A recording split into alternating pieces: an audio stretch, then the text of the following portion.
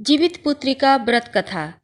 एक बार नैमिषारण्य के निवासी ऋषियों ने संसार के कल्याण के लिए सूत जी से पूछा, हे सूत, कराल कलिकाल में लोगों के बालक किस प्रकार दीर्घायु होंगे, सो कहिए। सूत जी कहते हैं, जब द्वापर का अंत और कलयुग का आरंभ था, उसी समय बहुत सी शोकाकुल स्त्रियों ने आपस में सलाह की कि क्या इस कली में माता के जीवित रहते पुत्र मर जाएंगे।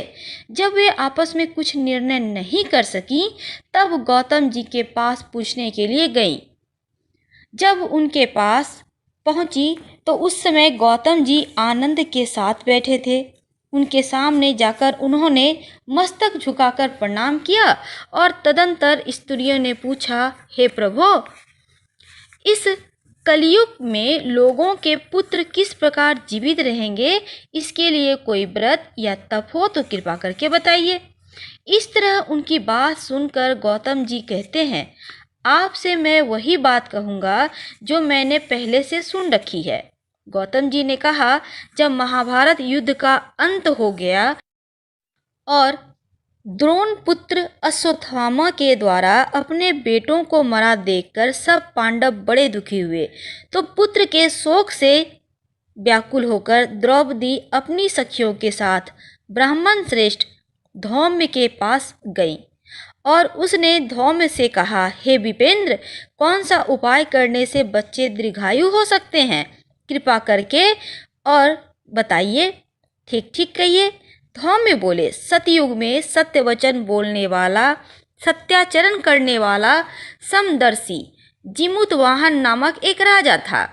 एक बार वह अपनी स्त्री के साथ अपनी ससुराल गया और वहीं रहने लगा। एक दिन आधी रात के समय पुत्र के शोक से व्याकुल कोई स्त्री रोने लगी, क्योंकि वह अपने बेटे के दर्शन से निराश हो चुकी थी।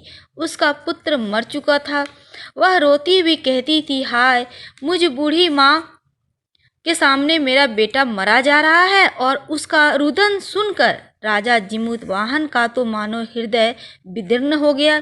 वह तत्काल उस स्त्री के पास गया और उससे पूछा, तुम्हारा बेटा कैसे मरा? बूढ़ी ने कहा, गरुड़ प्रतिदिन आकर गांव के लड़कों को खा जाता है। इस पर दयालु राजा ने कहा, माता, अब तुम रो मत, आनंद से बैठो, मैं तुम्हारे बच्चे को बचाने का यत्न करता हूँ।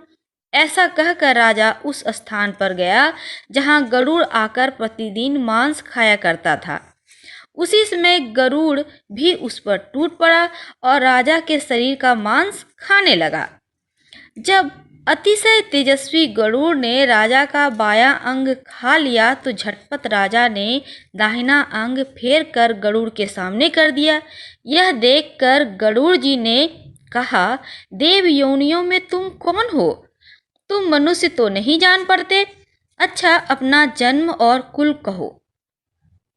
तब पीड़ा से व्याकुल मन वाले राजा ने कहा, पक्षीराज, इस तरह के प्रश्न करना व्यर्थ है। तुम अपनी इच्छा भर मेरा मांस खाओ। यह सुनकर गरुड़ रुक गए और बड़े आदर से राजा के जन्म और कुल की बात पूछने लगे। राजा ने कहा, मेरी माता का नाम सैव्या है और मेरे पिता का नाम शालिवाहन है। सूर्यवंश में मेरा जन्म हुआ है और जिमुतवाहन मेरा नाम है। राजा की दयालुता देखकर गरुड़ ने कहा, हे महाभाग, तुम्हारे मन में जो अभिलाषा हो वह वर मांगो। तब राजा कहता है, हे पक्षीराज, यदि आप मुझे वर दे रहे हैं तो वर दीजिए कि अब तक आपने जिन प्राणियों को खाया है वे सब जीवित हो जाएं। हे स्वामिन, अब से आप यहाँ बालकों को ना खाएं और कोई ऐसा उपाय करें कि जहाँ जो उत्पन्न हो वे लोग बहुत दिनों तक जीवित रहे। धौम्य ने कहा कि पक्षीराज गरुड़ राजा को वरदान देकर स्वयं अमृत के लिए नागलोक चले। वहां से अमृत लाकर उन्होंने उन मरे हुए हड्डियों पर मनुष्यों की जो हड्डी थी उस पर बरसाया। ऐसा करने से सब लोग जीवित हो गए जिनको कि गरुड़ ने पहले खाया था। राजा के त्याग और गरुड़ की कृपा से वहां वालों को बहुत कष्ट जो था वो दूर हो गया। उस समय राजा के शरीर की शोभा दुगुनी हो गई। राजा की दयालुता देखकर गरुड़ ने फिर कहा, मैं संसार के कल्याण के लिए एक और वरदान दूंगा। आज आश्विन की कृष्ण पक्ष की सप्तमी से रहित शुभ अष्टमी तिथि है। आज ही तुमने यहाँ की प्रजा को जीवन दान दिया है। हे वत्स, अब से यह दिन ब्रह्म भाव हो गया। जो मूर्ति भेद से विविध नामों से विख्यात है, वही त्रैलोक से पूजित दुर्गा अमृत प्राप्त करने के अर्थ में जीवित पुत्रिका कहलाई है। सो इस तिथि को जो स्त्रियां उस जीवित पुत्रिका की और कुश की आकृति बनाकर तुम्हारी पूजा करेंगी, तो दिनों दिन उनका सौभाग्य बढ़ेगा, वंश की बढ़ोतरी होती रहेगी। हे महाभाग, इस विषय में विचार करने की भी आवश्यकता नहीं है। हे राजन, सप्तमी से रहित और उदया तिथि की अष्टमी को व्रत करें, यानी सप्तमी विद्ध अष्टमी जिस दिन हो उस दिन व्रत ना कर शुद्ध अष्टमी को व्रत करें और नवमी में पारण करें। यदि इस पर ध्यान न दिया जाए तो फल नष्ट हो जाएगा और सौभाग्य तो अवश्य नष्ट होगा। जिमत वाहन को इस तरह का वरदान देकर गरुड़ बैकुंठ धाम को चले गए और राजा भी अपनी पत्नी के साथ अपने नगर को वापस चले आए। धौम्य द्रौपदी से कहते हैं, हे देवी, मैंने यह अतिशय दुर्लभ व्रत तुमको बतलाया है। इस व्रत को करने से बच्चे दीर्घायु होते हैं।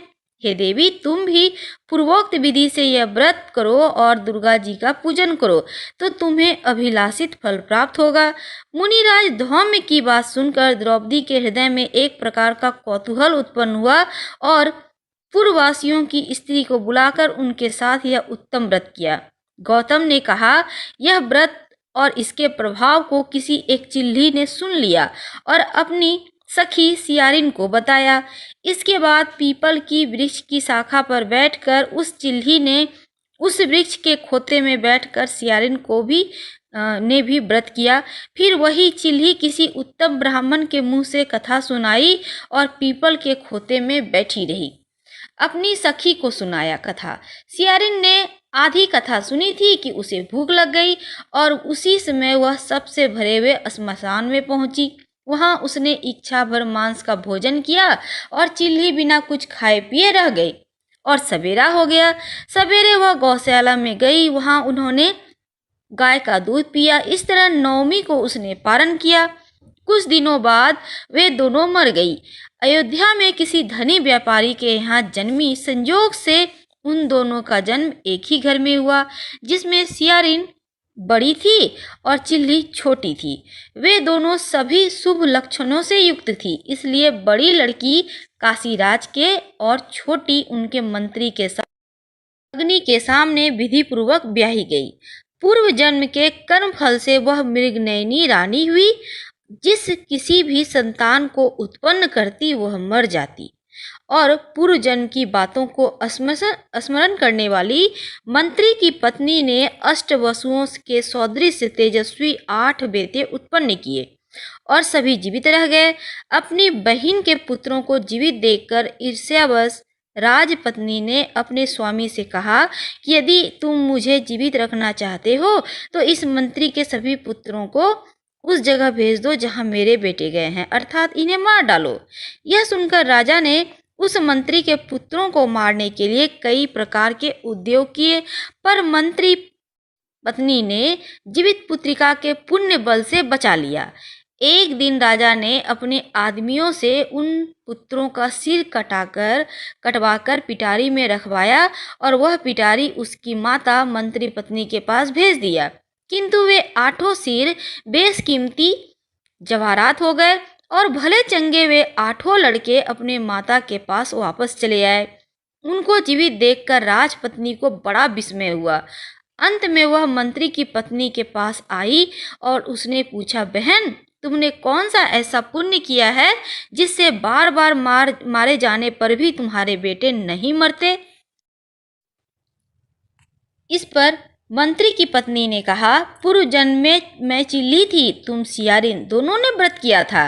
तुमने व्रत के नियमों का भली भांति पालन नहीं किया और मैंने किया।